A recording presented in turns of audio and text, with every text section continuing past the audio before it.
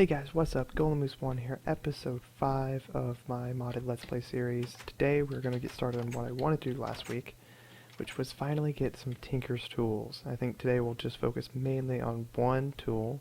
If you look, I already got the patterns here. And if you know, that is a hammerhead pattern. So, yep, we're building the hammer. Finally. I've got a whole bunch of, got a bit of aluminum brass, got a whole bunch of iron in there to make it. And I'm going to get started right away. Here we go. The hammer needs a hammerhead, a tough tool rod, and 2 large plates. So these 3 right here is 24 ingots worth of whatever material.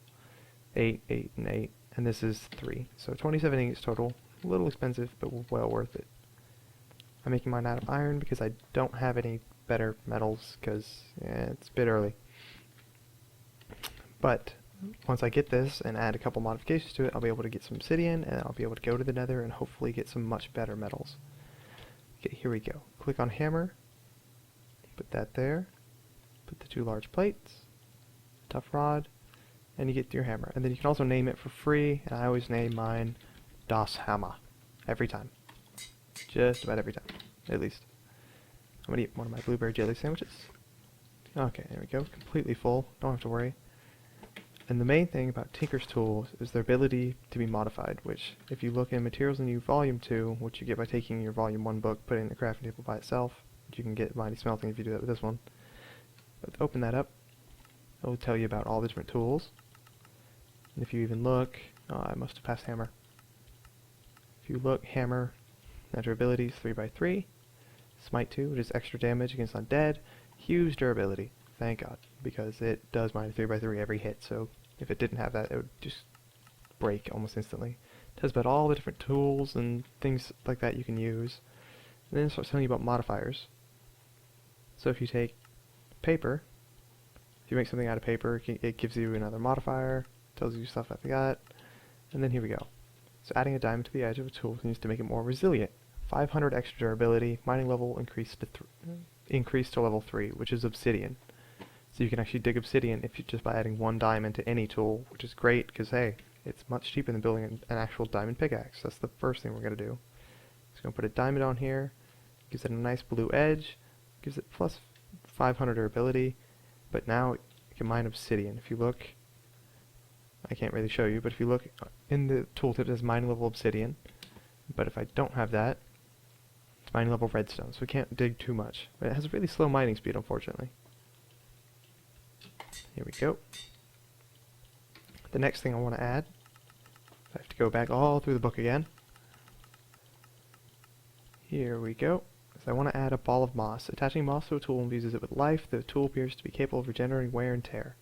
So basically, having the moss on there makes the tool repair itself, and if you're in the sun, it makes it repair itself much faster. And to do that, I need to go inside. I'll sprint in there. I have plenty of food now. Here we go. You take moss stone, put it in the 3x3, and get a ball of moss. And I got some extra for some future tools. Here we go. Now I'm going to go back to the table, and I'm going to just put this with that, and now auto repair. And now tools by default only have 3 modifiers, so I only have 1 modifier left, but there's ways of adding modifiers. If you look in the end of the book, towards the end, I should say, past all these different things. It's coming up. There it is. The first thing is a diamond and a block of gold add 1 modifier. But then once you do this, you cannot use this one again. So you have to go to the next tier, which is a block of diamond and a solid gold apple. And then the next tier, which is a nether star. And then there is a final, well, that is technically the final tier unless you cheat and spawn in the creative head, which then gives you another tool, but you can't do that while actually playing single player by yourself unless you use cheats, which I do not. And the next thing I'm going to add is lapis lazuli, and I'm going to add it right when I sleep because I do not want to get blown up by creepers with all this expensive new things on me. And now my carpenter's bed unfortunately was reset the texture because I loaded the world and the texture was the nice pink and black pattern of missing texture, so I had to break it and put it back down. I can't change the texture again, unfortunately.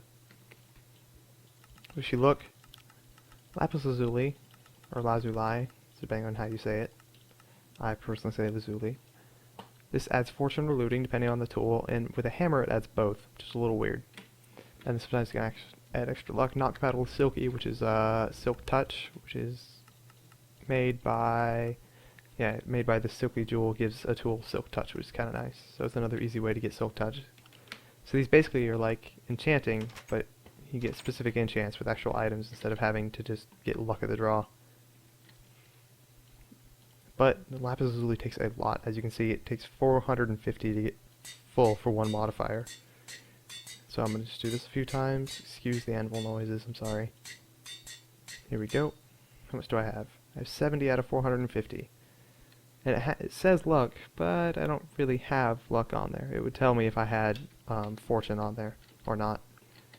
You know what I'm also going to do is I'm going to add I'm going to add a couple modifiers to my pickaxe that I made last episode or the episode before. So I'm going to add moss stone so it repairs itself, and I'm also going to add, I'm just going to get a bunch of redstone. Here we go, that should be plenty. Pretty sure that's actually more than enough. Here we go. And if you put block of redstone along with that, it goes up 10 at a time. And what redstone does, it gives it haste, so now it's a mining speed 10, so it definitely speeds up the tool quite a lot. There we go. I'm only going to use one modifier of redstone, and then I'm going to put a ball of moss on there so it starts healing itself. And you'll see already that's 286 out of 324. When you check back in a little while, it should be healed some. And a lot of times you might see it dip down a little bit in my inventory, and that's it actually regenerating itself. It's just what happens. Oops, a little bit of lag spike there, sorry, generating new chunks. I'm going to put that in there and the bucket. Nah, no, not that, just put it in those. Okay, there we go. What is going on? I'm just going to leave that there. There we go. And if you take this down to the mine, which I should really replace with steps, I'm sorry. I'll try my best to do that between this episode and next. If you saw, I already dug this in a 3x3 by hand, which is no fun. But if you take the hammer, it takes a little bit longer to dig one block, but then again it is digging 3 at a time, so I really can't be that upset. And boom. I already found a bit of osmium, bit of iron. So I'm going to use my bigger pick, which digs much faster and is much more precise, to just dig out these blocks right here. And I'll continue mining much more off camera. Don't worry about that. I just want to get the ores I see right in front of my face. So it's just to show off what the hammer can do. And then also if you look, it's attack. Oh, it does have Fortune 1. If you look right under where it says +5 attack damage, Fortune 1. So if I take something like coal, I have a pretty good chance of getting more than 1 already. And the more lapis lazuli you put on there, the more that chance goes up, more effective looting you get. You can end up getting, I think up to Fortune 3, I think is the max that you can get with one modifier of lapis. But then again, you could put all 3 modifiers on lapis and just have to repair the tool over and over. Which brings me to my next point about repairing tools, which I will quickly, I think I'm stuck on a pressure plate. Okay guys, we're back. I just had to dig the block under this pressure plate and I was able to get out. It's a little weird bug. Oh well. It happens all the time. Well, not really all the time. If you look at the map, oh, look at all the creepers around. I'm just going to jump in this tree just because I can. And there we go. Now go to your pattern chest, or, well, my pattern chest, I'm sorry, not yours. You probably don't have it set up the same way I do. I probably don't have it the most efficient way. And I will readily admit that. There we go. Put the ingot cast down, and I'm just going to pour out, let's say, 3 ingots. And by the way, this is now at, as you just saw the number go up to 284 from 283. So it shows that it does work well, and that it actually does repair your tools. And you can put more than 1 moss ball on there, and then it will make it repair even faster than with that. So if you want to repair something without auto repair, you put it in here, and you put an ingot or a block, and so it will go from 286, so what is that right now, all the way to full with just 1 ingot. So it's well worth it to do that sometimes if you just really have to, if you really don't feel like waiting for the sun to heat it up, or to repair it by the moss. Or if you're just on the run and you happen to have both your tool forge and a couple iron ingots, I guess you could travel with it like that and that would be fine. Also, if you look in here, our stone production has been amazing. I'm so happy. Soon I'll be able to build a stone brick house, or maybe even something better. I don't know. I might build something not with stone brick. I might chisel a stone brick using the chisel mod, which is a fantastic mod, one of my favorites. Definitely perfect for making pretty things. Trying to get these somewhat even. Yeah, whatever. And I think next episode I'll make an excavator, because that'll definitely help. Or I might even be able to make that right now. I can try that real fast. Yeah, I'll get a stone excavator head, and I think I already have the other patterns for an excavator. Let's look. Oh no, I need the binding too. Binding also costs 3, just like the tool rod. So let's look again just to check what I need. So I need a plate, excavator head, the binding, and a rod. So let's lift up these two. Put down these. And not pour iron on them. I want to pour this tiny bit of molten aluminum brass. So that'll pour and that'll pour. There we go. And then you take the stone parts out, and I'm just going to toss them over here where I had previously tossed the ones for the hammer. And then I'm going to fill this up with iron.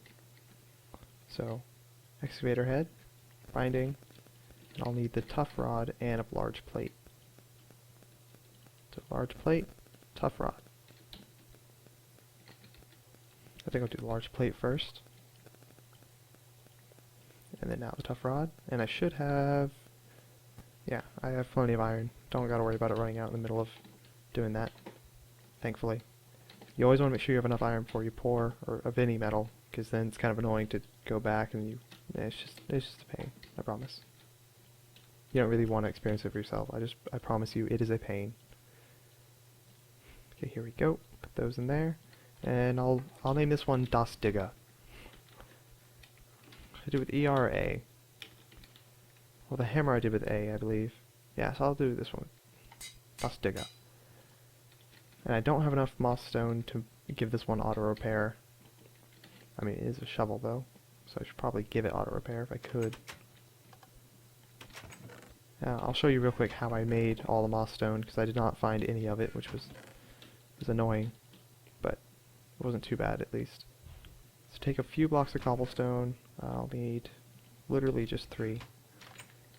And you know, I don't even have to go outside. I can just right click the aqueous accumulator with the bucket. Shift like,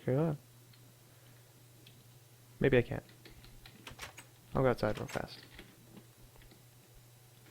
I haven't touched the farm at all. I barely ever did anything behind, off camera after last episode. Actually, I don't think I did anything really.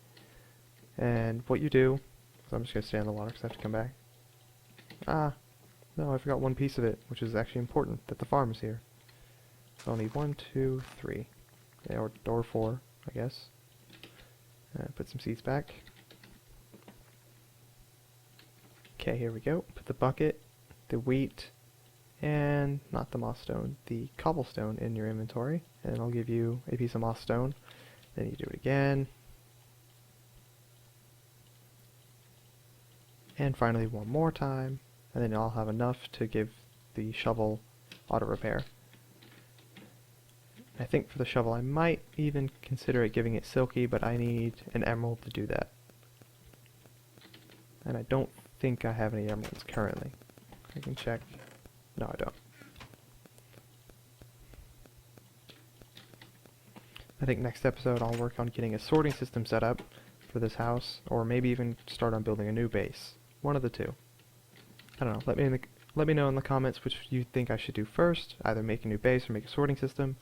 Also be sure to leave any constructive criticism or any suggestions, anything you want to see, any tutorials, anything like that. I don't know what I'm doing. I just went way down the line for no reason. I'm sorry. But anything like that, drop that in the comments, or drop it maybe even in the comments of my other videos. I really don't mind. I'll check them all, and I'll try to do anything you want. Okay, not anything, but I'll try to do mostly what you want. And I'll get any tutorials done, any suggestions. I'll listen to your feedback and your criticism. Also, be sure to leave a like and subscribe if you really like what you see. It really encourages us, not only myself, but encourages Corey to do more as well, and also Joe. There we go.